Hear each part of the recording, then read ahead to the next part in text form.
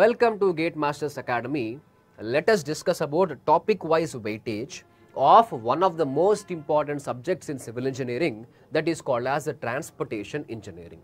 So this subject is very important from practical application point of view and examination point of view kuda.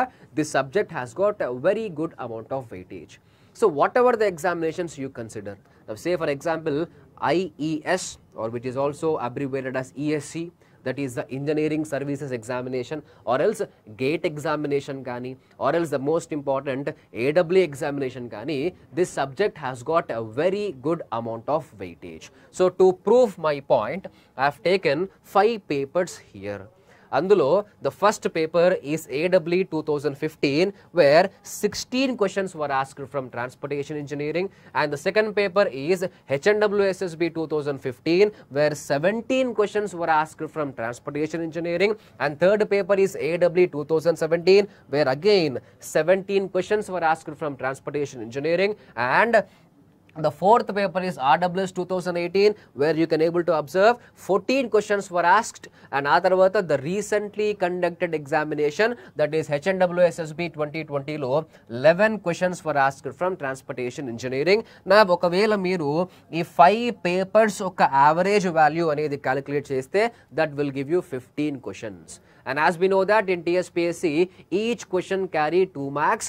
When we talk about a technical paper, so technical paper గురించి మాట్లాడితే అందులో each question carries 2 marks కాబట్టి, so 15 into 2, which is 30 marks, and total technical paper is of 300 marks, so 30 out of 300, which is equal to 10%.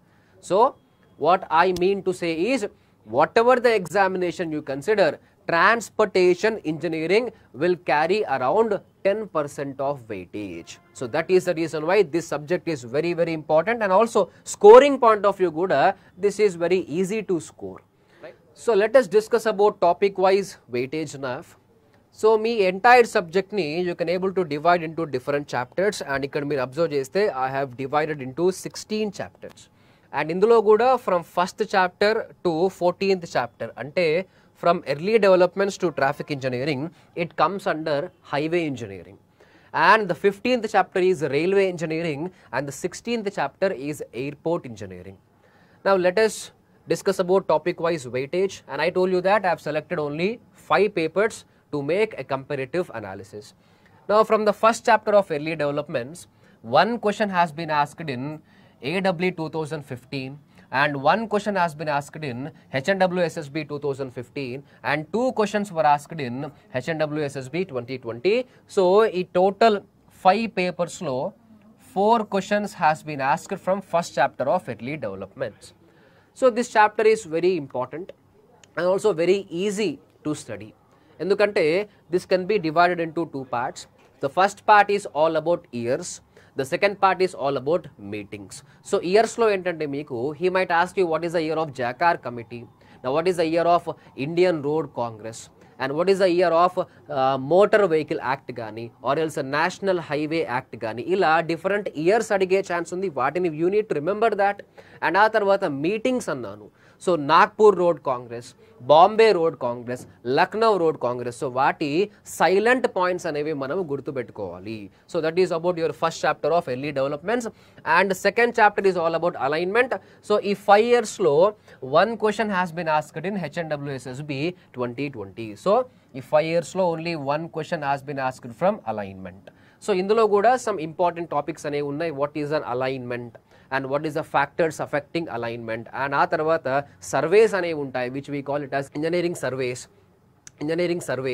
and అందులో the first one is called as map study, reconnaissance, ఇలా you need to know about all those things which are very important for examination. కానీ weightage ప్రకారం మీరు observe చేస్తే ఈ 5 years లో only one question has been asked from alignment, and third one is cross sectional elements, where one question has been asked in AW 2015, and 2 questions were asked in HNWSSB 2020, and the total 5 years lo 3 questions were asked from third chapter of cross-sectional elements.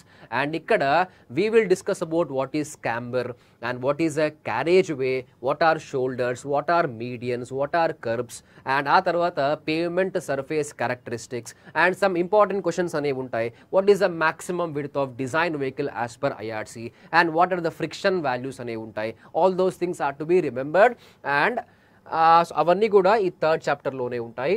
And the next one is side distances. So side distances లో మీరు observe చేస్తే 3 questions were asked from HNWSSB 2015 and 1 question has been asked in RWS 2018 and 1 question has been asked in HNWSSB 2020. So total ga 3 + 1 4 + 1 5. So ఈ total 5 years లో 5 questions were asked. So 3 + 1 4 + 1 5. So 5 questions were asked in the topic called as side distances. And ఇందులో కూడా మీకు 2 topics అనేవి ఉంటాయి. So major గా 2 topics అనేవి ఉంటాయి. The first one is called as stopping side distance and second one is called as overtaking side distance. So ఇలా కాకుండా we have something called as intermediate side distance అనే topic కూడా ఉంటుంది. But major గా examination లో he will be asking you all the standard values or the codal values ఇస్తాడు. as per IRC values అడుగుతూ ఉంటాడు. బట్ ఇక్కడ ఒక ప్రాబ్లం అనేది మీరు ఎక్స్పెక్ట్ చేయొచ్చు from the topic called as sight distance. అందులో కూడా స్టాపింగ్ సైడ్ డిస్టెన్స్ అనే టాపిక్ నుంచి you can expect a problem. And ఇక్కడ కూడా ఈ క్రాస్ సెక్షనల్ ఎలిమెంట్స్ లో you have a topic called as camber. ఆ క్యాంబర్ లో ఏంటంటే రైజ్ ఆఫ్ క్రౌన్ అనేది మనం కనుక్కుంటాము. We have a formula to calculate rise of crown and even from there you can expect a problem. And from this topic called us side distances ఇందులో stopping sight distance which is abbreviated as SSD. So దాని నుంచి కూడా ఒక problem అనేది అడిగే chance ఉంది. మిగతా అవన్నీ బేసిక్ సింపుల్ క్వశ్చన్స్ అడుగుతాడు.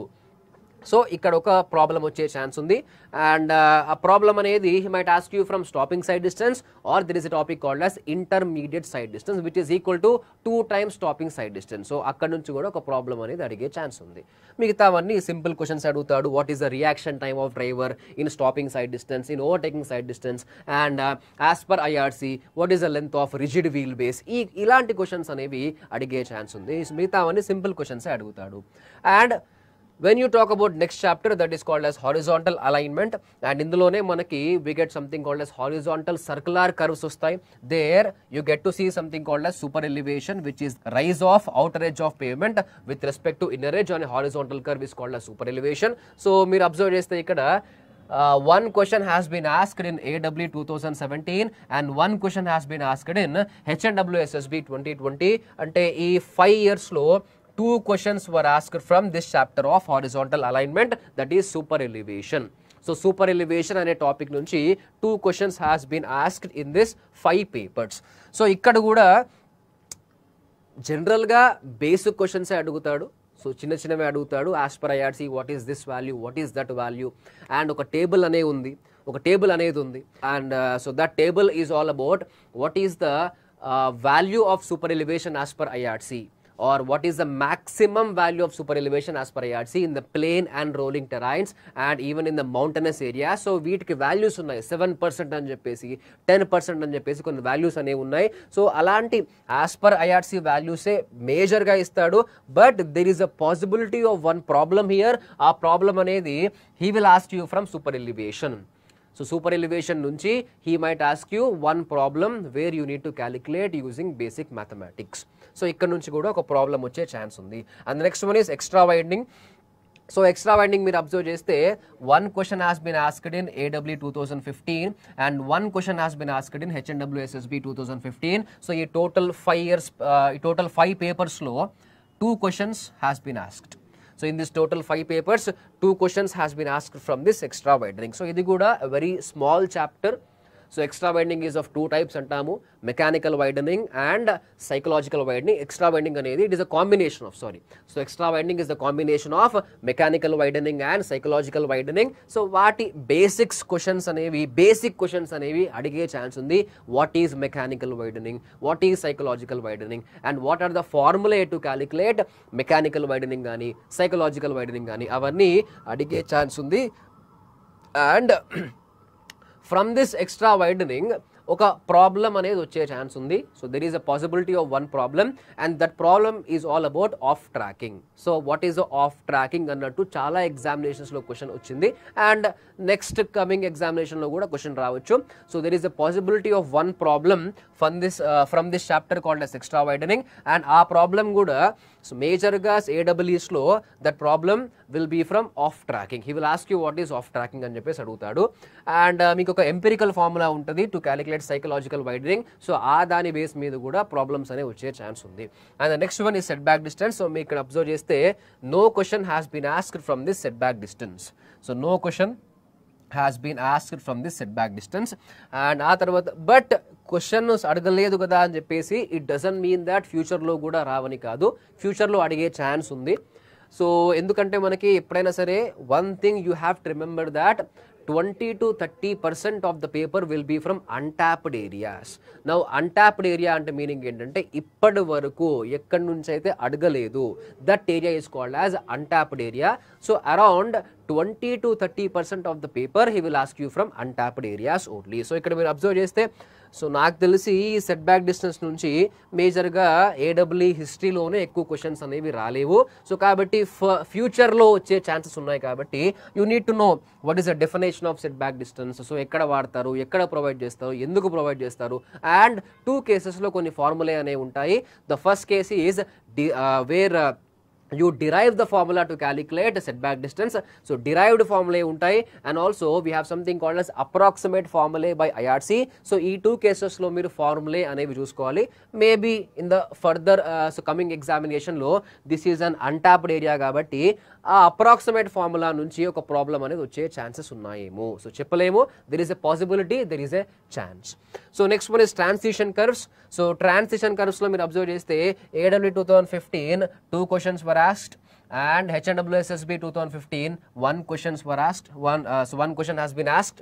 So మీరు అబ్జర్వ్ చేస్తే ఈ టోటల్ 5 పేపర్స్లో 3 questions has been asked from transition curves. So this is also very easy and examination point of view kuda he will ask you what is a transition curve, so where you provide a transition curve and why you need to provide a transition curve. So why is very important here and aa tarvata what is an ideal shape of transition curve as per IISc and to calculate length of transition curve. So 3 cases anevi untayi. The first case is called as comfort condition, the second case is all about super elevation case and extra widening case and third case is all about the empirical formulae given by IISc, the minimum length by IISc. So ఇందులో కొన్ని formulae అనేవి ఉంటాయి where you have to remember. So ఆ cases నుంచి సపరేట్గా ఒక problem అనేది వచ్చే ఛాన్స్ ఉంది అండ్ ఇక్కడ you have a formula to calculate the rate of change of centrifugal acceleration. So ఆ ఫార్ములా బేస్ మీద కూడా క్వశ్చన్స్ అనేవి వచ్చే ఛాన్సెస్ ఉన్నాయి. సో ఇక్కడ నుంచి కూడా you can expect one problem from different cases to calculate length of transition curve. And so the next one is vertical alignment. So అందులో కూడా you have a topic called as gradients. So ఇక్కడ మీరు observe చేస్తే one question has been asked in AEE 2015 and one question has been asked in AEE 2017 and one question in RWS 2018. So 1 plus 1 plus 1. So ఈ total 5 papers లో 3 questions were asked from this topic called as gradients or vertical alignment. So దీన్ని కూడా మీరు you can able to divide this into 2 parts. So first part is all about type of gradients.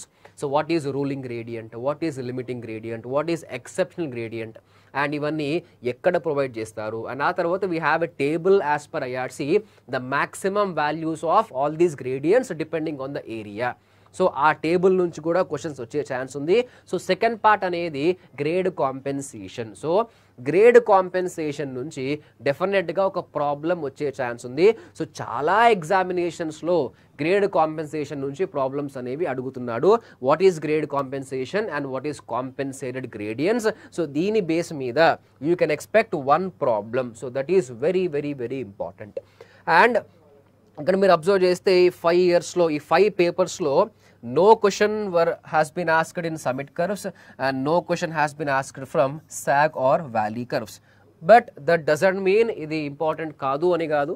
So this is also important. So vertical alignment లో he might ask you what is the ideal shape of vertical summit curve, what is the ideal shape of vertical sag curve, what is the equation of summit curve, what is the equation of valley curve, and ఇక్కడ కూడా మీకు formulae ఉంటాయి to find out to find out the length of vertical summit curve and to find out the length of sag curve. So ఇక్కడ కూడా మీకు formulae అనేవి ఉంటాయి. So కాబట్టి you need to know that.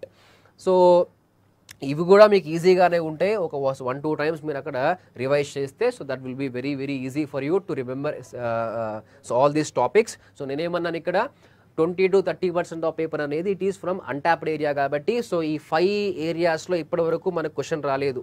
Sorry, ఈ 2 topics నుంచి ఈ 5 papers మీరు అబ్జర్వ్ చేస్తే సో క్వశ్చన్ రాలేదు కాబట్టి నెక్స్ట్ కమింగ్ ఎగ్జామినేషన్స్లో వచ్చే ఛాన్స్ ఉంది.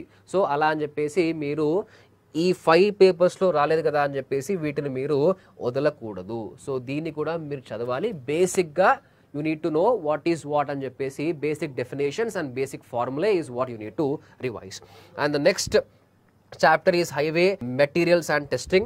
So one question has been asked in HNWSSB 2015 and 2 questions has been asked in AW 2017 and 2 questions were asked in RWS 2018. So 2 plus 2 4 plus 1 5. So ఈ 5 papers లో మీరు observe చేస్తే 5 papers లో 5 questions were asked in this chapter called as highway materials and testing. So ఇందులో కూడా మనకి we will discuss about different materials like soil గురించి మాట్లాడతాము and అందులో కూడా we will talk about CBR test and plate bearing test and then aggregates లో different test what we do for aggregates. అందులో strength test కానీ or else toughness test కానీ hardness test కానీ ఇలా మనకి డిఫరెంట్ టెస్ట్లు అనేవి ఉంటాయి. And then we talk about something called as bituminous materials. So వాటన్నిటి గురించి కూడా we will discuss in this topic called as highway materials and testing. So ఇందులో కూడా బేసిక్ క్వశ్చన్స్ అనేవి అడుగుతాడు. సో ఏ టెస్ట్ వల్ల ఎలాంటి మనకి so what we call outcome వస్తుంది, what is the outcome of CBR test, what is the outcome of the plate load test or plate bearing test, and basic definitions of what is strength, what is toughness, what is hardness, and to find out strength what test we do, and to find out toughness what test we do. So ఇలాంటి questions అనేవి అడుగుతూ ఉంటాడు. And ఇందులో కూడా మనకి basic values అనేవి ఉంటాయి as per IRC and కొన్ని స్పెసిఫికేషన్స్ అనేవి ఉంటాయి. సో వాటి నుంచి కూడా క్వశ్చన్స్ అడిగే ఛాన్స్ ఉంది. So next one is payment design. So the next unit is payment design. So in this payment design మీరు అబ్జర్వ్ చేస్తే AW 2015లో 4 questions were asked and HNWSSB 2015లో 3 questions were asked and AW 2017లో 4 questions were asked and ఆ తర్వాత RWS 2018లో 2 questions were asked. So total ఈ 5 papers మీరు consider చేస్తే 4 + 4 8 + 2 10 + 3 13 questions వచ్చాయి from this payment design. So ఈ payment డిజైన్లో కూడా మనకి 2 టాపిక్స్ అనేవి ఉంటాయి.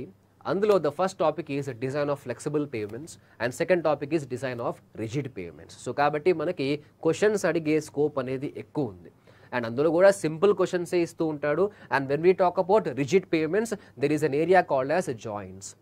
Joints are nothing but the gaps which we provide in the rigid pavements to take care of expansion or contraction of the pavement due to rise or fall in temperature, and akkade we have something called as a double bar and tie bar.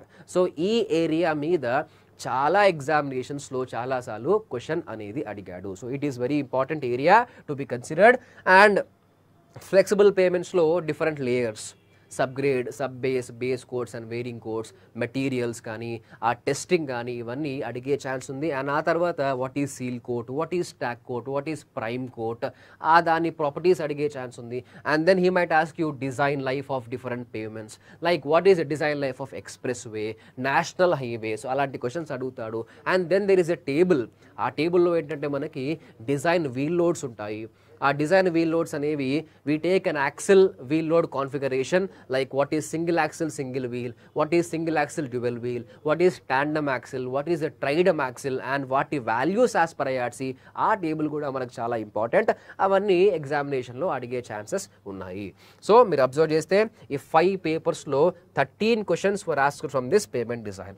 And the next unit Our next chapter is traffic engineering. So traffic engineering is very important unit of this entire highway engineering. Why? Because whatever the data we get from traffic engineering, using that data only we go for geometry and also we design the pavement. So that is the reason why this unit is very important. So ikkada manaki edaithe data vastundo ఆ డాటానే మనం వాడుకొని ఆ data use చేసుకొని we go for geometric design. So width of the road, length of the road, shoulders కానీ క్యాంబర్స్ కానీ ఇవన్నీ మనము so provide చేస్తాము ఈ డేటా బేస్ చేసుకొని. అండ్ ఆ తర్వాత design of pavement. So what should be thickness of flexible pavement and what should be thickness of rigid pavement will also depend on the data what we get in this traffic engineering only. So that is the reason why this unit is very important in your entire highway engineering. And ఇందులో కూడా each and every topic is very important. So ఈ topic important కాదు అని చెప్పేసి you cannot distinguish in this traffic engineering. So every topic like traffic volume gurinchi gaani, traffic density gurinchi gaani, speed gurinchi gaani, or else we have something called as conflict points gurinchi gaani, traffic controlling devices like traffic signs, traffic signals and different surveys అనేవి ఉంటాయి. ఆ surveys లో accident survey గానీ, parking survey గానీ, OND survey గానీ, each and every topic of traffic engineering is very important for all the examinations what you right.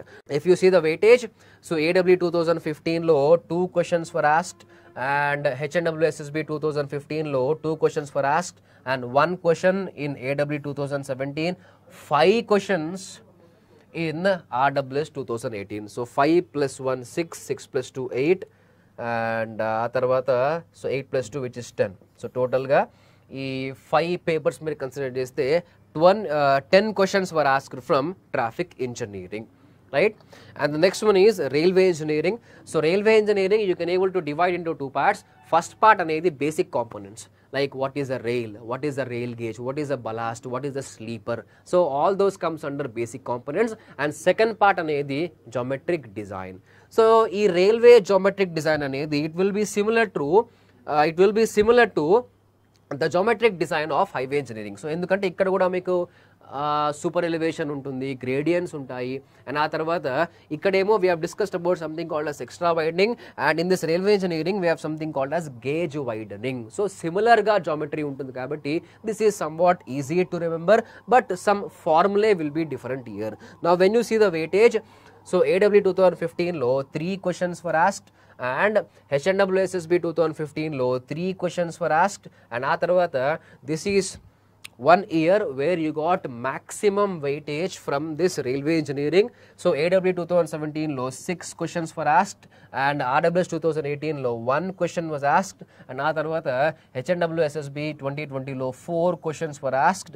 So ఇక్కడ మీరు observe చేస్తే 6 plus 4 10, so 11 14 17. సో ఈ 5 పేపర్స్లో మీరు అబ్జర్వ్ చేస్తే 17 questions were asked from this railway engineering when you talk about this 5 papers. So ఇది చాలా important and it carries a very good amount of weightage. కానీ మీరు అబ్జర్వ్ చేస్తే టాపిక్ మాత్రం చాలా చిన్నది.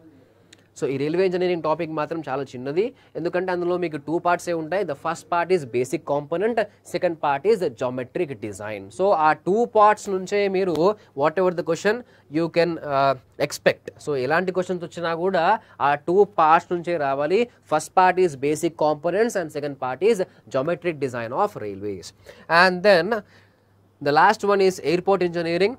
సో ఎయిర్పోర్ట్ ఇంజనీరింగ్లో కూడా మనకి రన్వే అనేది చాలా important. So basic runway length and corrections to basic runway length and we have something called as runway orientation and wind rose diagram. So వీటి నుంచే మనకు క్వశ్చన్స్ వస్తాయి. సో మేజర్గా ఎందుకంటే మనకు సిలబస్లో so when you see the syllabus of so AW syllabus చూస్తే అంతే మనకు సిలబస్లో ఉంది కాబట్టి ఆ ఉన్న సిలబస్ నుంచే మనకు క్వశ్చన్స్ రావాలి.